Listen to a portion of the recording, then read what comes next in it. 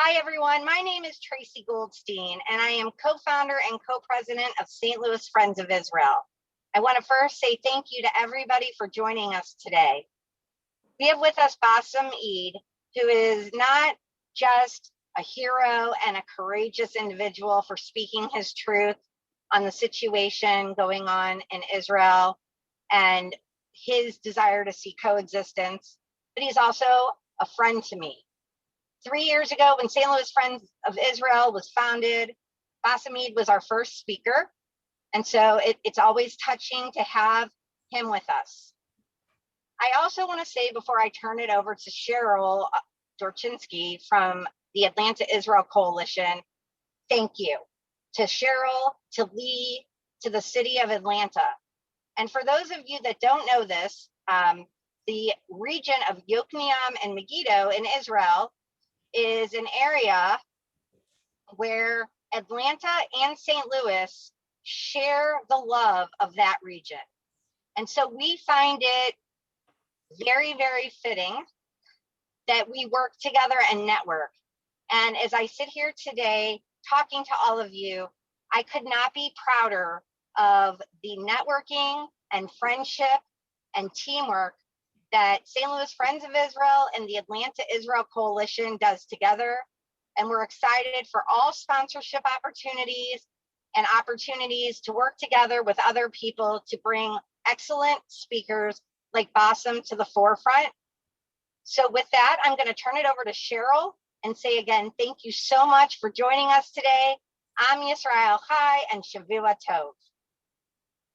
Thank you, Tracy. We are truly grateful for your partnership and this opportunity with Bassem. Just to let the audience know, we would love your questions. Please go into the Q&A feature and type them in. We've tried to get as many of your questions ahead of time. Can't guarantee we'll have time for everything, but we'll do our best. Our organizations are nonpartisan for all ages and stages, so please keep this in mind when you're asking your questions. Bassem, welcome. Thank you. I can't see you. Is your camera on? Please turn on your camera. Yes, now? Yeah. Ah, perfect. Perfect. Very good. It's Very great good. seeing you again. Thank you. Thank you very much, Cheryl. Would you be able to tell us a bit about your background? Yeah, it's a very long story, but let me try to summarize it by saying that I born in the Old City of Jerusalem, in a neighborhood we used to call it the Jewish Quarter. And that was during the Jordanian period in 1958. I grew up in the Jewish Quarter something like 7 years. And in 1966, the Jordanian government decided to remove 500 Palestinian families from the Jewish Quarter and to remove them to the north of Jerusalem in a place called Shuafat refugee camp.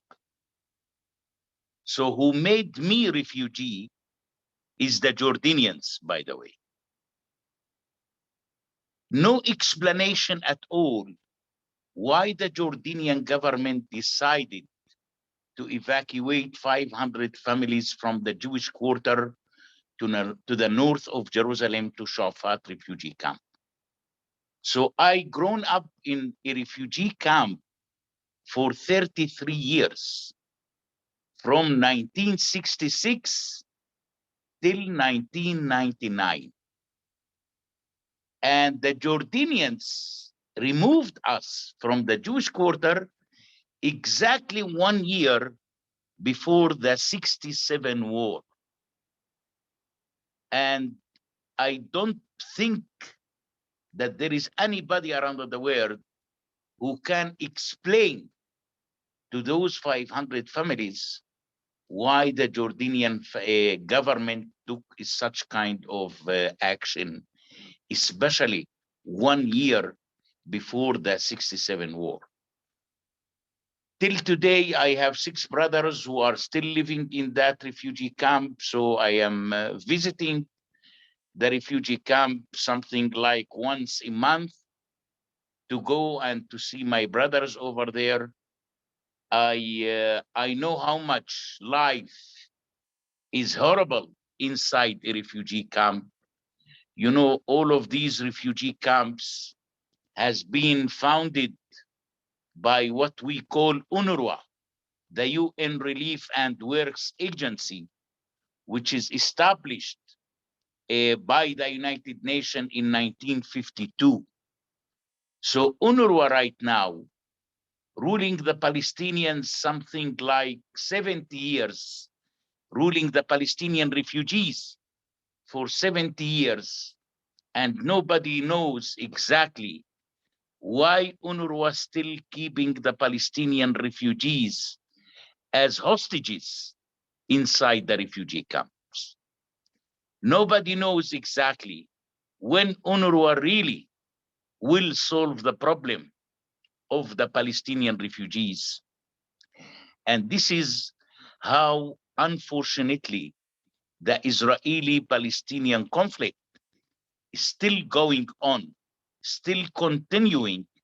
And one of the major obstacles, in my opinion, for the Israeli-Palestinian conflict is the Palestinian refugees, and especially those who are living abroad, like in Lebanon, in Syria, and in Jordan.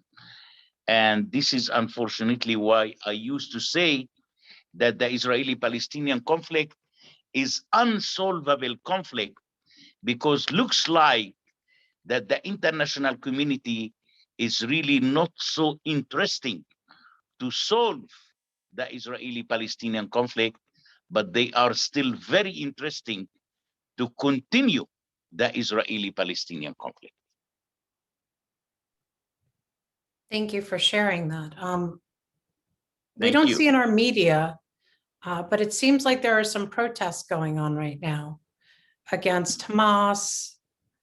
Is that the case, or would you say that it's pretty quiet? Is it safe for people to protest if they have a problem, boss?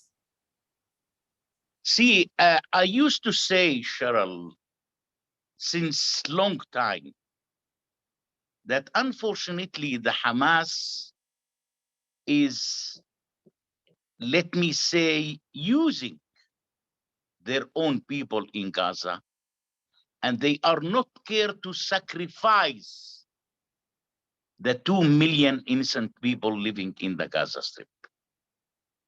We know that Hamas is acting according to a foreign agenda rather than according to the Palestinian agenda. They are pushing people, especially the youths, the young people, to come to the border and to fight over there with the Israeli soldiers. Because from that fight, only the Hamas who can benefit, not the Gazan people at all. And I think in the past 2 weeks, it became very clear why Hamas is trying to escalate the situation with Israel. Hamas is seeking cash money, while Israel refusing to send that money in cash to Gaza. The Hamas will continue attempting to escalate the situation. I think that everybody in Gaza knows that very well. By the way, when the Hamas calling those youths and young people to come to the border, they are also paying money to their families and to their relatives. These people are not doing it because of their own nationalism. People are doing it as a job. And this is the only job that they can offer by the Hamas over there, is to approach the border with Israel and to fight with the Israeli army. This is why we used to say that no doubt that the Hamas is using their own people as a human shield. Are people able to speak out against them safely? I know you do, and you're very courageous, but is that a norm? Unfortunately, people are really very scared to talk about these issues, especially in the Gaza Strip. I remember a year ago, there was a demonstration took place in the center of Gaza, and people start protesting against the lack of electricity in the Gaza Strip. What the Hamas did, the Hamas came to those demonstrators by saying, if you will repeat this again, all of you are going to be killed. And since that time till today, I didn't see any kind of demonstrations inside the Gaza Strip. I think that people understood very well under which regime they are living in the Gaza Strip. You know, during the last clashes in May between the Hamas and Israel, I have a lot of friends in Gaza, and I am calling them from time to time. And during the war, that war, I call them and I ask them, what exactly you want? They said, we want one thing. If Israel will open one of its passages for 2 hours, 30% of the youths in Gaza will immigrate to another country. So looks like that people are sitting in Gaza and waiting for opportunity how to flee from the Gaza Strip. You couldn't believe that the people in Gaza during the 11 days war in May, they start calling Israel to continue such kind of war because people believes that only Israel can make these people getting rid from the Hamas. This is something unbelievable. Unbelievable, while people are living under an airstrike and just want Israel to continue hitting Gaza. Because those people believes that the only one who can bring change to the Gaza is only Israel, not any other one around the world. So while the situation is like that, I can understand why people are really keeping so silent inside the Gaza Strip right now. Well, there are companies like Ben and Jerry's recently that decided to stop selling ice cream in Judea and Samaria, and the BDS Boycott, Divestment and Sanction movement, which I know you're very aware of, that want to financially and politically punish Israel for basically, it seems to me, existing. What are your feelings on BDS? Does it actually help Palestinians? Is any of this helping the Palestinians? You know my opinion very well, Cheryl, on the issue of the BDS. I think that the BDS is causing damage to the Palestinians more than they are causing damage to the Israelis. Everybody knows that the Israelis are much more stronger than the Palestinians.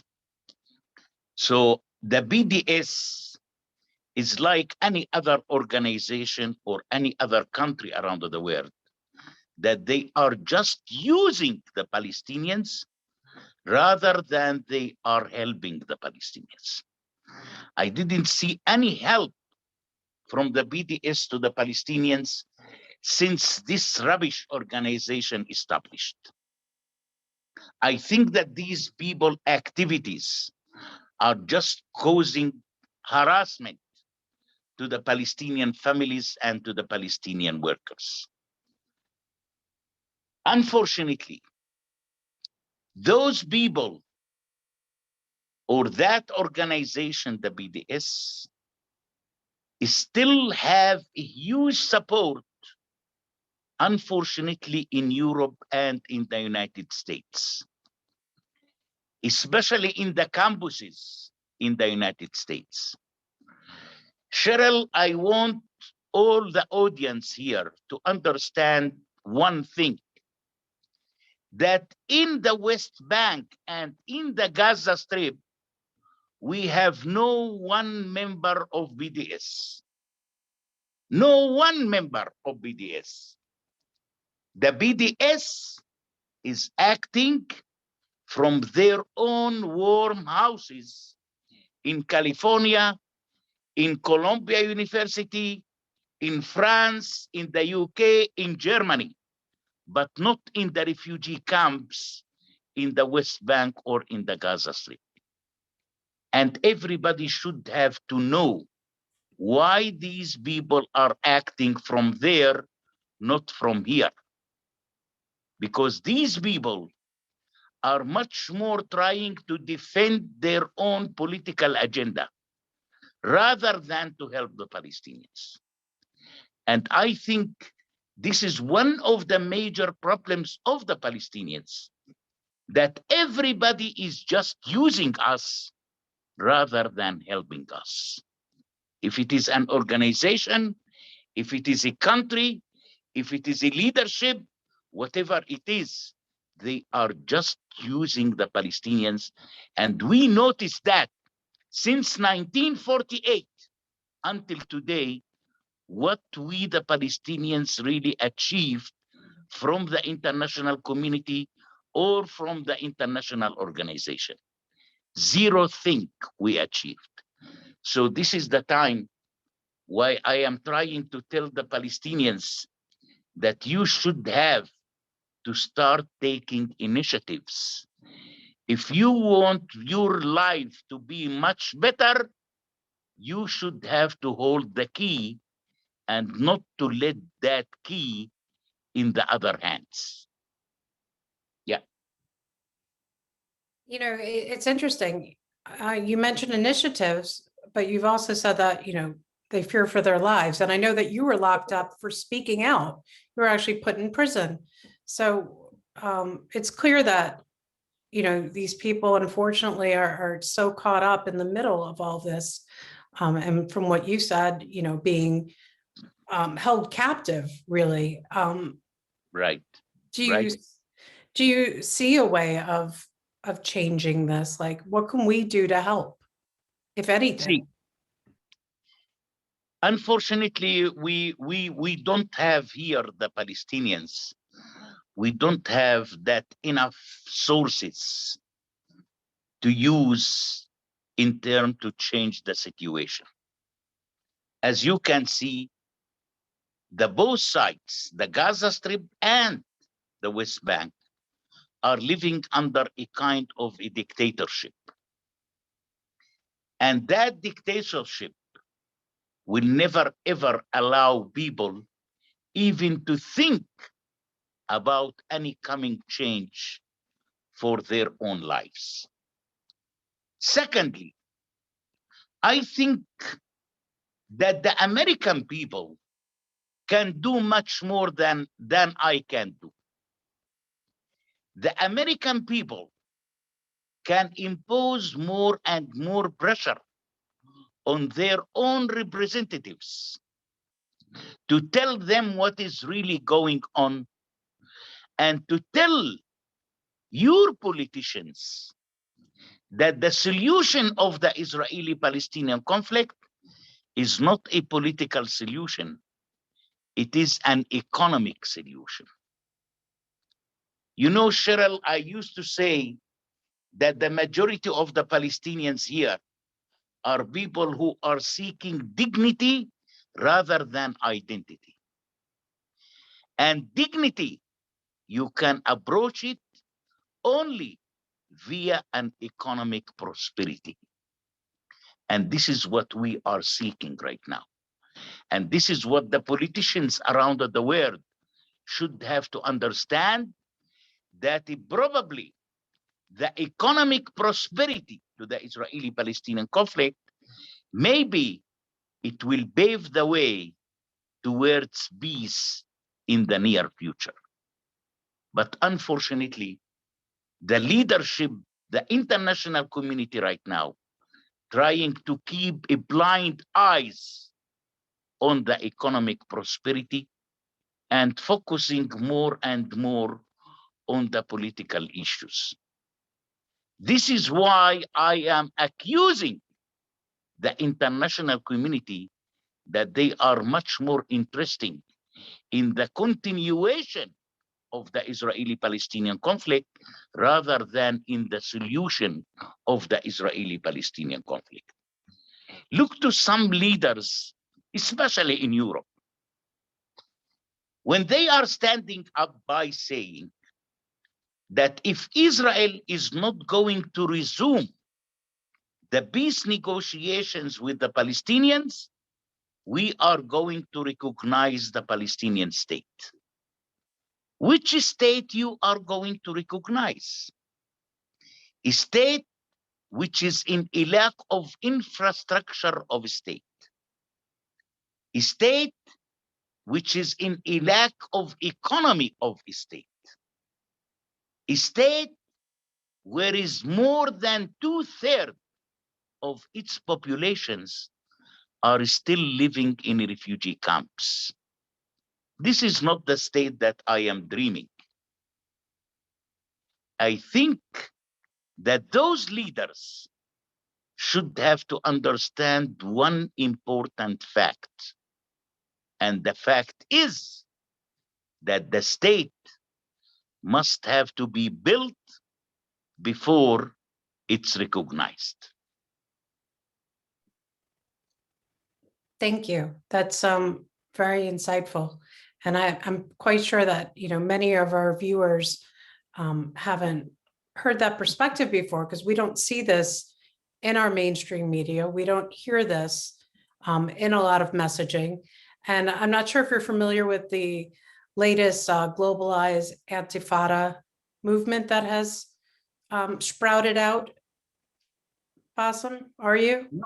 No, really, I didn't hear about it. So basically, they claim on their homepage, I'll read it to you, as Palestinians continue to bravely confront ethnic cleansing and genocide, it's time to globalize the Intifada. This call is rooted in direct action and driven by belief that all colonized and oppressed people have the right to take back their lands, to realize self-determination and win their liberation by any means necessary. Do you see genocide and ethnic cleansing that they claim is going on there by the Israelis? Let me tell you, Cheryl, that this is rubbish stuff. This rubbish stuff will never solve the Israeli-Palestinian conflict. This rubbish stuff will never help the Palestinians. This rubbish stuff will never be able to find jobs for our workers. I think that these people are acting according to specific agendas.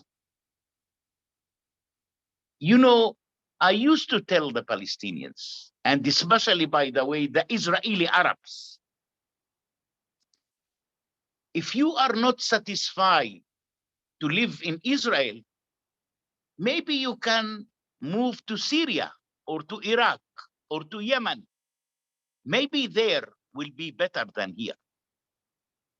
While each Israeli Arab knows very well that his life under the Israelis is much better than any other Palestinian living in the Arab world. Everybody knows that very well.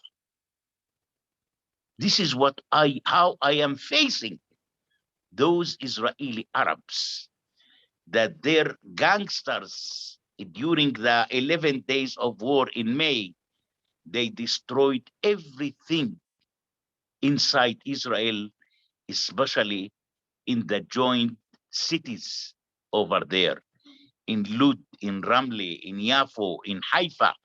Unbelievable what these gangsters already did against their own neighbors in Israel.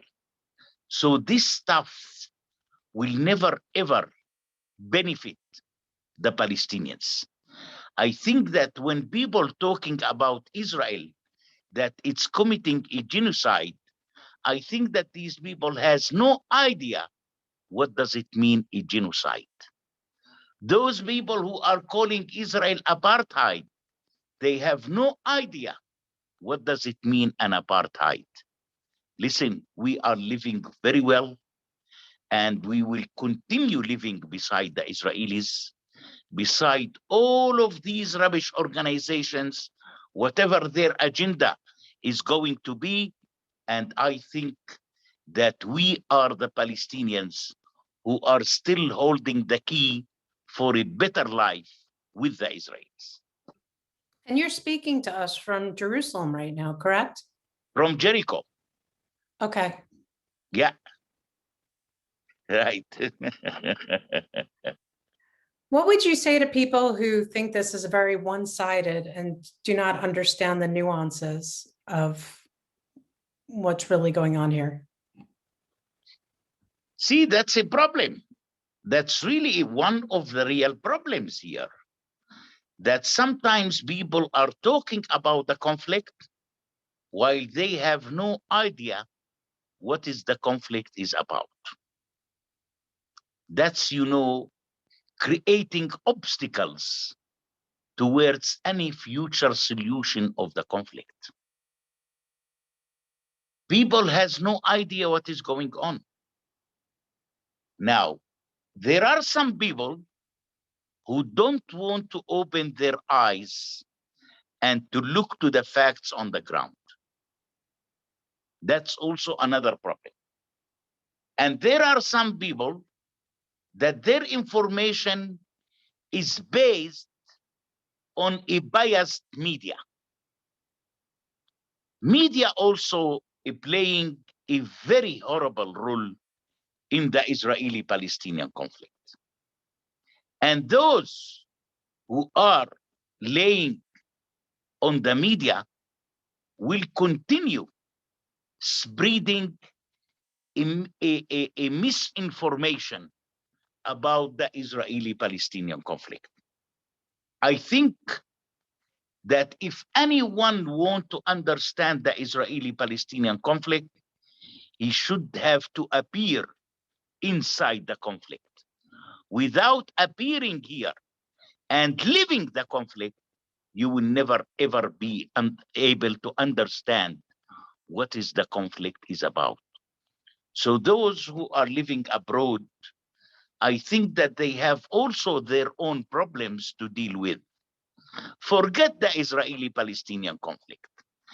Start focusing on your own problems. And if you don't have problems, we can come tomorrow and create intifada in America.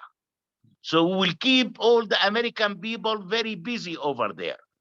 And I think what's happened recently, last Saturday, with Kabul and Afghanistan and the killing of the 13 innocent soldiers, I think that this is really horrible to the Americans and to the American administration.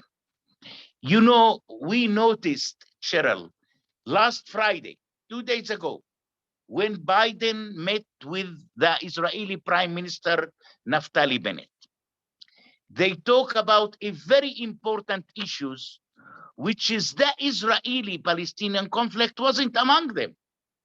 Maybe Biden mentioned it in 2 or 3 words, but I think that the mud that the Americans already stuck in is Afghanistan, and the mud that the Israeli is stuck in is the Hamas. These are the 2 important issues. And the only joining issue between the Americans and the Israelis is the threats of Iran to the Middle East. These are the 3 important points which already raised in the meeting between Biden and Naftali Bennett. The Israeli-Palestinian conflict never mentioned, maybe in one or two words, which means that there are more priorities right now to talk about Gaza, to talk about Afghanistan, and to talk about Iran. These are the most important topics that it should have to occupy the all agendas of the Americans and the Israeli government in the meantime. Well, speaking of topics, we have quite a few questions for you, and I know that we don't have all the time in the world. So if it's okay Right. with you, I'll ask some of the Q&A that our audience is asking. Okay, so some of this you've answered. One of our viewers wants to know if the Palestinians living under Hamas or PA believe that their life would be good or better if the objective of the regime to destroy Israel from the river to the sea is accomplished. See,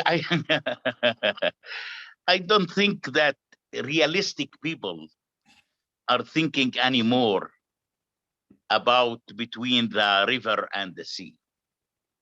Let us be a little bit realistic. Israel is a strong country.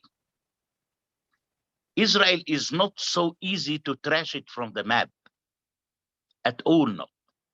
Israel became a fact on the ground. And you know, I want to tell you much more, Gerald. You know, we use in the 50s and the 60s and the 70s to talk more and more about the Israeli-Arab conflict. Then we move talking about the Israeli-Palestinian conflict. Then after the Israeli withdrawal from Gaza in 2005, we start talking much more about the Israeli-Hamas conflict. So looks like that slowly, this conflict became smaller and smaller. Look what's happened last year in August, what we called Abraham's Accord. Look how many Arab countries joined, you know, the peace agreement with Israel, normalization with Israel. And I think that the Arabs, leaders especially, start realizing that Israel is not the enemy of the Arabs.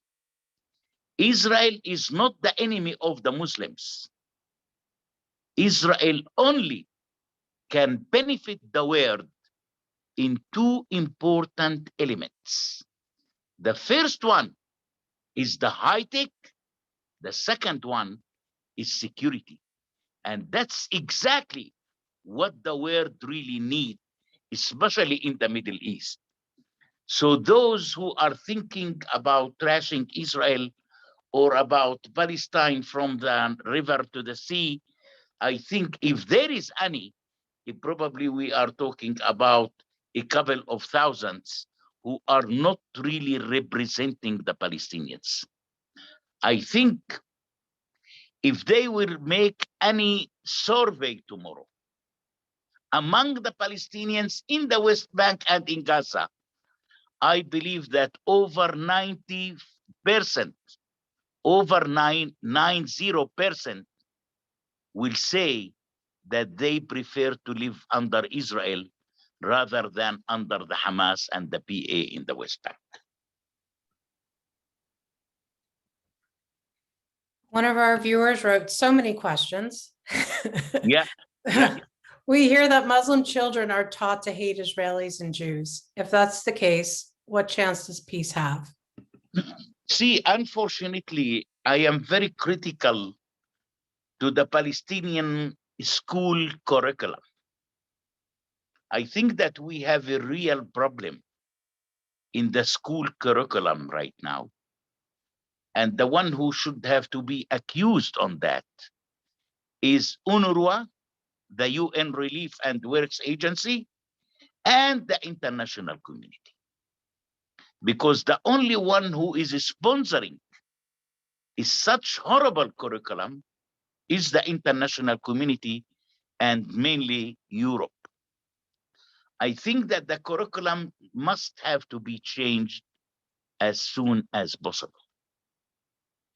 You know, in our curriculum textbooks, Israel is not appear at all. There is no Israel. And it is much more talking about hatred, about violence. You couldn't believe it.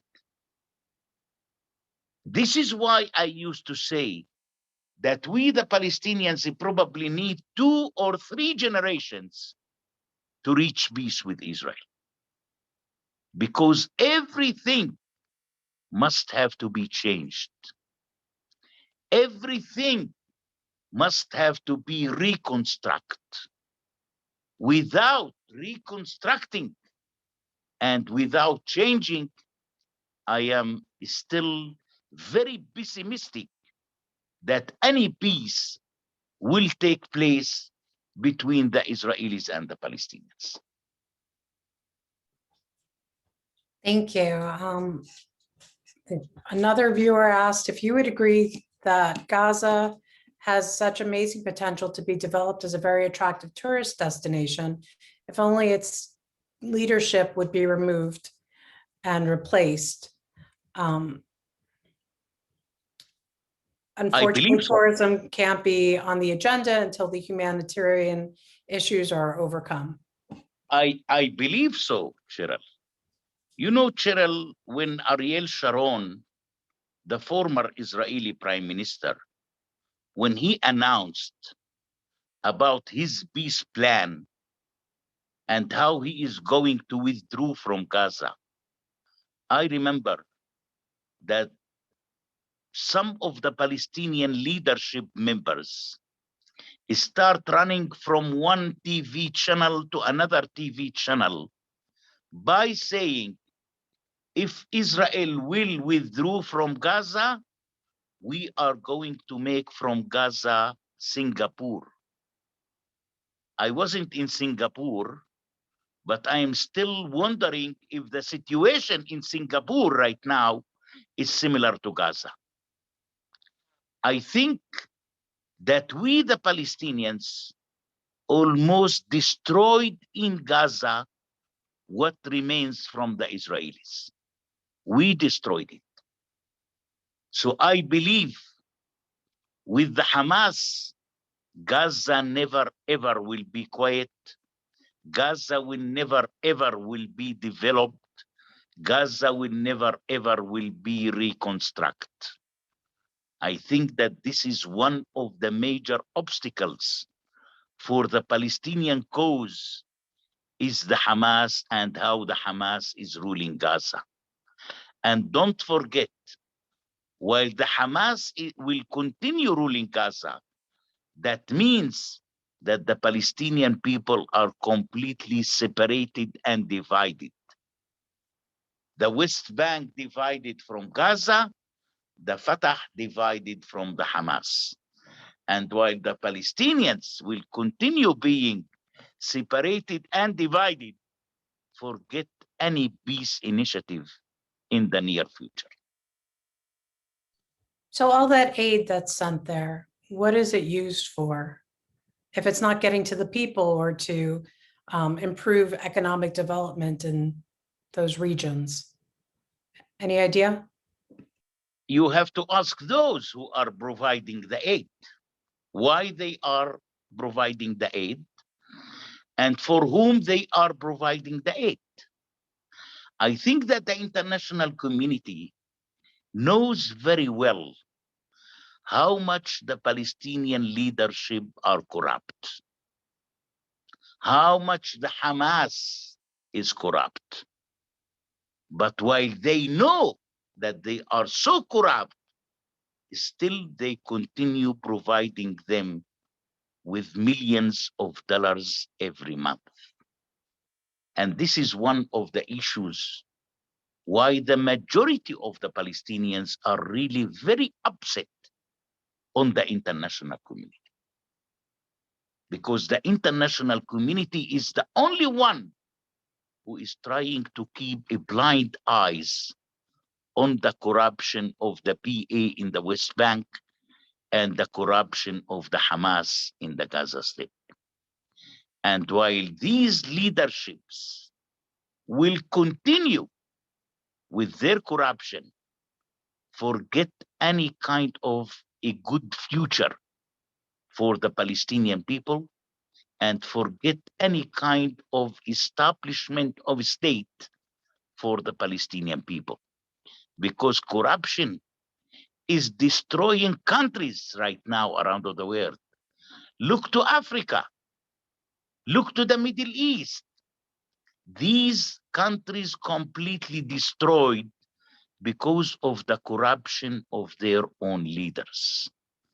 So I think that before we are demanding a state, we should have to start fighting the corruption, because the corruption is the only thing who might not allow the Palestinians to create their own state. So all the talk about Jewish settlements and, that region being the major problem and issue to peace, you're saying that's not the case? No, at all not. It's not the case. It's the opposite. I think that the settlements right now are really benefiting the Palestinians rather than harassing the Palestinians.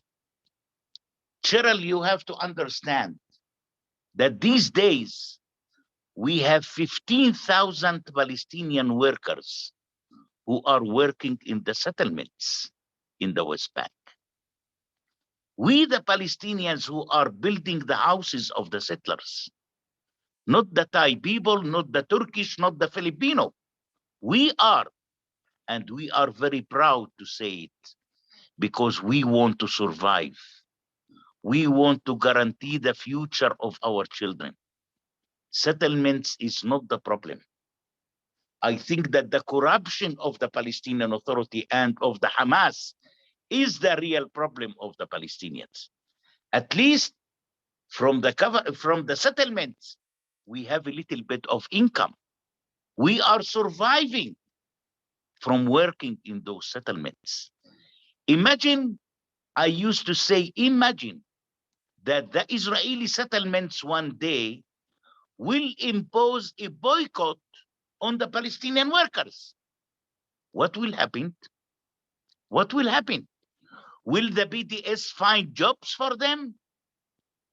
Will the Students for Justice for Palestine help them? Will the Jewish Voice for Peace provide any help to them? Of course not. Of course not. So this is the reality, and these are the facts on the ground. So these Palestinians are very proud to enter every day and to work inside the settlements and to go back home very safely. Yes, well, your point seems to be spot on. We saw with SodaStream how the BDS movement and these so-called activists did not come to the aid of the Palestinians who were unemployed due to their efforts. And now Ben and Jerry's serving ice cream with a nice dose of hatred. I just don't understand how keeping ice cream from human beings supports peace. But we have other questions for you, and so many I'm trying to get through before we end. Yeah. How is the EU support of Arab seizure and building in Area C viewed? What is the question again, please? The EU support of Arab seizure and building in Area C, how is that viewed? See, this is an area which is in a kind of a conflict right now. And I don't think that the EU should have to interfere here. I think that the EU should have to give the Palestinians and the Israelis the time to negotiate about it and to try to solve some of those problems. The interference, the direct interference of the EU might make things more and more complicated here. And the EU knows very well that they did nothing in Area C without the permission of the Israelis. So I don't want the EU to try to climb politically on such kind of things like Area C as an example. The EU should have to change its own policy. And the new policy should have to be how the EU can build a bridge to bring the Israelis and the Palestinians together. There is no bridge right now. And the bridge who used to be almost destroyed after what we call the Second Intifada.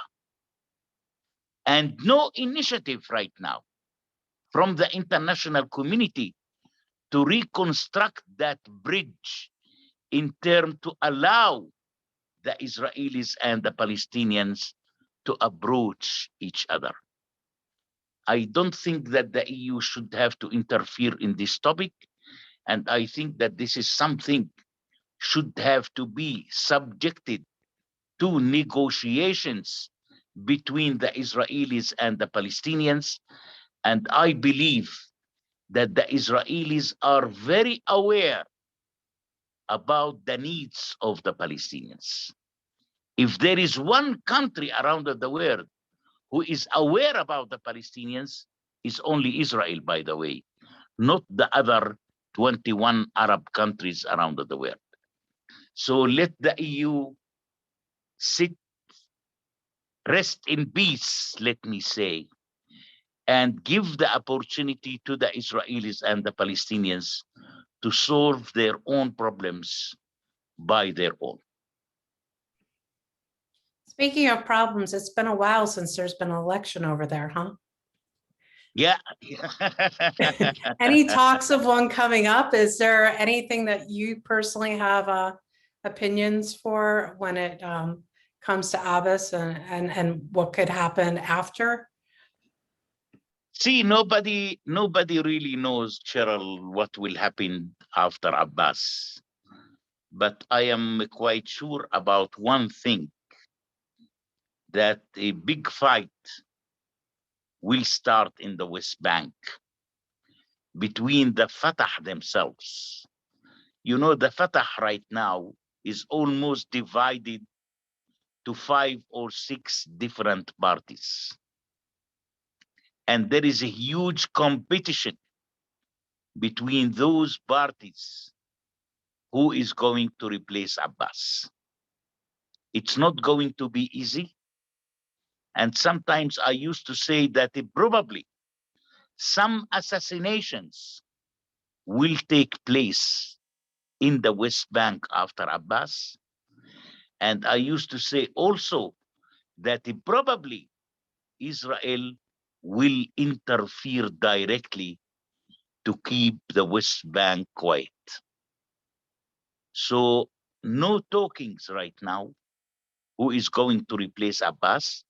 And as you might know, Abbas also not very interesting to hear who is going to replace him, because Abbas thinking that he is living here forever. So I remember, 4 months ago, some political activists and civil society activists met in one of the offices in Ramallah. And the topic was, what is after Abbas? You couldn't believe, 5 minutes after their meeting started, the building has been raided by the Palestinian security forces. The 30 participants in that meeting has been taken to the jail in Ramallah. They kept them in jail for 10 hours. And after 10 hours, they released them after each of them signed a commitment not to participate in such conferences in the future. So this is why I used to say that Abbas is thinking to live forever here.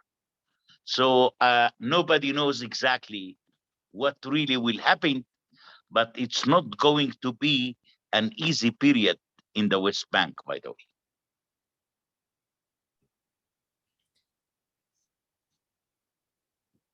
Is there anything that you want to leave our viewers with? Like any thoughts about what's going on over there? Anything that we haven't discussed that they should know? No, what I want just to let your audience probably or participants to take the issue of the Israeli-Palestinian conflict a little bit easy. Don't make the Israeli-Palestinian conflict your own problem. The Israeli-Palestinian conflict has its own owners, who are the Palestinians and the Israelis. I want to advise everybody around the world not to try to interfere directly in the conflict, but yes, try to provide help to solve the conflict, but don't interfere in it. Don't try to impose any kind of suggestions how to solve the Israeli-Palestinian conflict. I think that the direct interference of the international community in the conflict makes the conflict so complicated. Everybody must have to understand around the world that there are two owners for the conflict, the Israelis and the Palestinians. And the only one who can solve the Israeli-Palestinian conflict will be only the Israelis and the Palestinians.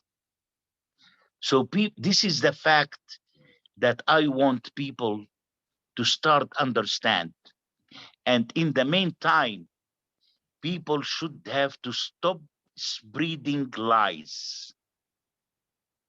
People should have to stop spreading accusations.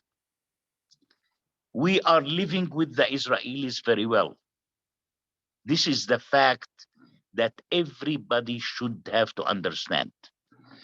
And I have no problem to continue living with the Israelis forever till the end of my life. And my children will continue living with the Israelis till the end of their own life. Please, please, please stop creating difficulties for the coexistence between the Israelis and the Palestinians. Stop creating difficulties. What we have is enough. And that's all. So there are opportunities on the ground for people to meet, to try to help each other, to interact. Exactly. A lot of opportunities, and we know exactly how to manage it. And I wish the best for the both sides, the Israelis and the Palestinians. Me too. Yeah. We absolutely do too. So thank you so much for joining us on behalf of. Thank you so much for inviting me. It's really very interesting. I hope that I gave some information for the people to think probably about it and to start realizing the realities rather than to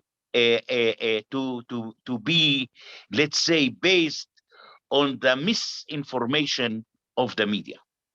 Well, we absolutely agree with you. That's our goal. Because we see so much misinformation here in the United States. Of course, When of course. the things heat up in that region, it seems like the anti-Semitism in the United States goes up. There's Unfortunately, clear correlation right. between anti-Zionism and anti-Semitism. You're and right. You're right. You're what right. you're saying makes sense. Like, we're not actually physically there with you.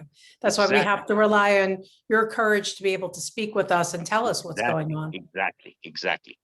So Thank you so much, Cheryl. Thank you. And to all who are watching, thank you. We will have this live on the Atlanta Israel Coalition page, St. Louis Friends of Israel, and of course, the Americans United with Israel page. And Bassem, we look forward to speaking with you again. Thanks. Thank you. Thank you. All the best. Have a nice day. You too. Thank you. Thanks. Thank you.